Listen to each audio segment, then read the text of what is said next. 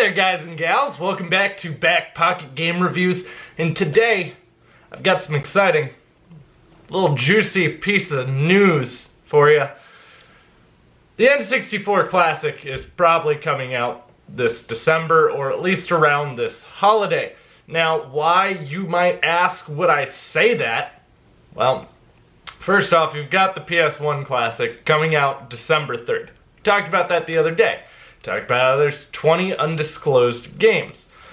Well, in Europe, Nintendo filed for a patent.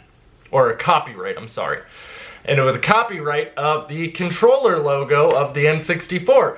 But the N64 controller was done in the same way as the controller logos on the NES and SNES Classic boxes.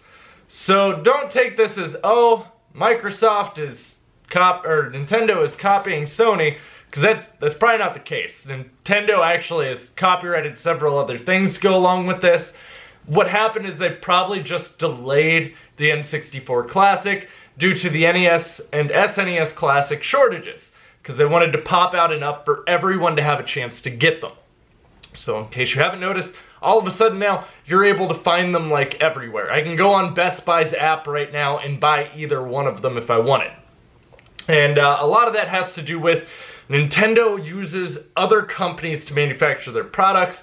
So rather than having two facilities manufacturing both, they probably just have one manufacturing each at a time. So N64 Classic has had some other patents go on around it, or copyrights as well, and a lot of different things to hint and nod at it. However, a lot of analysts are now saying that this December, right around the same time as the PS1 Classic, the N64 Classic is going to release. So let me give you a little story here to play into this. When I was younger, when I was a kid, my parents got divorced when I was relatively young. And one of the ways that my parents would kind of duke it out for best parent is they would kind of battle it out with video games. So, like, for example, at my mom's, I had a Sega Genesis. Well, that generation, because I was so into Sega, my dad got me a Sega Genesis and a Sega CD. It's his, like, way of one-upping my mom. They'll never argue that it was them trying to one-up each other, but it became very obvious over time. Then, my mom got me the N64 that year at Christmas. The year it came out. Very exciting year for me. I loved the N64. Easily one of the greatest video game consoles of all time. It has a very sweet spot in my heart. The next year, my dad got me a PS1 because he didn't want to get me the N64. He's like, oh, I'll get you the cooler one that has more violent games.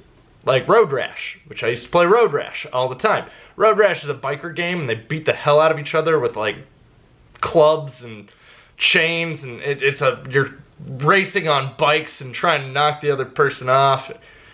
I did love Road Rash. I used to play Road Rash on the Genesis. Road Rash on the N64 was terrible. So, I always favored my N64 though. I had much more of a sweet spot towards my N64, and a lot of that might have been that that's what I primarily played on. I did play quite a bit on the PS1, but I always had more of a sweet spot for my N64. There are a lot of games on the N64 I would tell you are held in very high regards to me as how I developed my gaming tastes versus on the PlayStation. With that being said though, PlayStation also had some of my favorite games of all time with Final Fantasy VII, Metal Gear Solid, Parasite Eve. There were still a lot of really good games over on the PS1. So, the part that makes me really excited, and why I really hope this is true, I would love to see these two consoles duke it out again. Like, I cannot tell you how excited I would be to watch this, because this was like one of the greatest console wars of all time. Sega and Nintendo were awesome, but you're not getting the Sega Genesis Classic till next year. That's 16-bit up against 64-bit. 16-bit's gonna lose. It's gonna be really interesting just to see how this all plays out.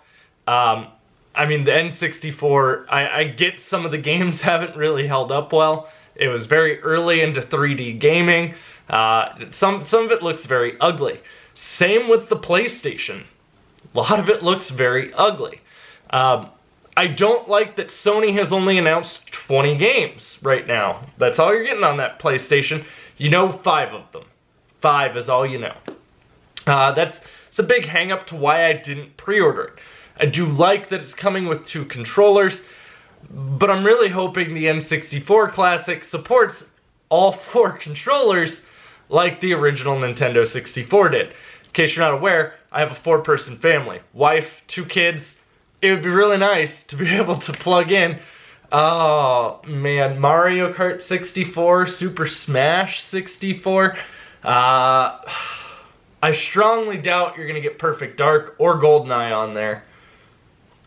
If you do get me Perfect Dark, I'm going to be really happy, but I doubt it's going to be on there. GoldenEye I know isn't going to happen just because James Bond rights are so tied up, and I believe part of them are owned by Sony right now, so it's probably not going to happen, by the way.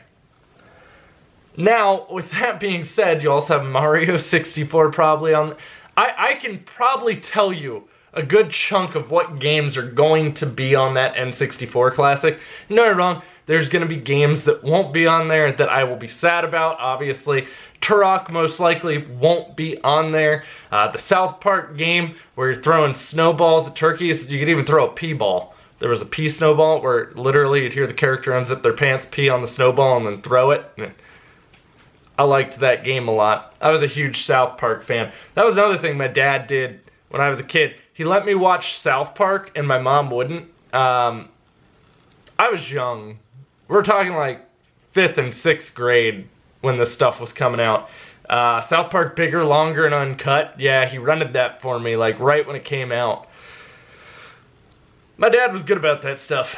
And that's part of it though, is the N64 has much sweeter of a spot in nostalgia for me. Again, that's nothing against the PlayStation. I get it. I understand. Now, if it would have been like PlayStation 2, yeah, I loved the PlayStation 2. That was another spot. That was the first console I bought with my own money. That was also the first console. Nah, technically it wasn't. One of the first console that generation I bought. I had a Dreamcast too. I actually, weirdly enough, I traded my friend my PS1 for his Dreamcast. PS2 was around the corner. He was like, oh, I just don't really like my Dreamcast that much. I was like, here's all my PS1 stuff. Tony Hawk Pro Skater, all of it. Trade ya. Nah, that got me Jet Grind Radio, Crazy Taxi, Sonic Adventure. And no, wrong, yeah, I'd lost my PlayStation, but then I also got House of the Dead 2. Just, the Dreamcast was another great console. And it does make me wonder where these classic consoles are going to stop. Are they going to go the next gen? Because N64 and PS1 would really be the last generation I would call retro. PS2 is vastly approaching it. It's just PS2 games are, I wouldn't really call them retro just yet. Once they hit 20 years old, I feel like 20 years old is pretty much like where I'm okay with calling something retro. So technically the Dreamcast is retro next year. 99 of 99. Sad that I remember that day. I also remember the release of Skyrim, which is 11/11/11. But I'm very excited. I really hope this turns out to be very accurate news, and I really hope they are releasing at about the same time, because I will pre-order an N64. I waited on PS1. If you're only going to tell me 5 of those games, there's a couple of games that if I don't hear, I'll just use my RetroPie. As exciting as it would be to own it for collectible purposes, if you're not going to give me Metal Gear Solid, that's really the main one. Put it in marquee right there. Metal Gear Solid has to be on there. Nintendo has done very good because most of the things that you really, really look forward to on a Nintendo console are Nintendo's games. And to be fair, Sony's first party lineup was mostly third party developers making games for them. Obviously, Rare was a third-party developer for Nintendo that used to do the same thing. Now they're owned by Microsoft, so it'll be interesting to see which rights, because Microsoft's pretty cool with letting Rare games appear on that stuff. You had it on Virtual Console last gen. Microsoft seemed to not care. Microsoft's also released Rare games on Nintendo consoles since they've been owned by Microsoft. There was a Viva Pinata game that actually came out for the DS. Yeah, it's Viva Pinata, which is actually a really fun game if you've never played it. I recommend that you get some party favors, if you know what I mean, and play through it. You are trying to lure pinatas to your garden, and then you want to protect them from the ruffians who want to break them and eat their candy. I know, it sounds really odd. It's a good game, though. Guys, I would love to hear your feedback. Are you excited to watch the PS1 and N64 duke it out? Or do you think that this information is all incorrect? Could be. Very well could be. But based upon the copyrights that they're seeking, I don't think that it is. Personally.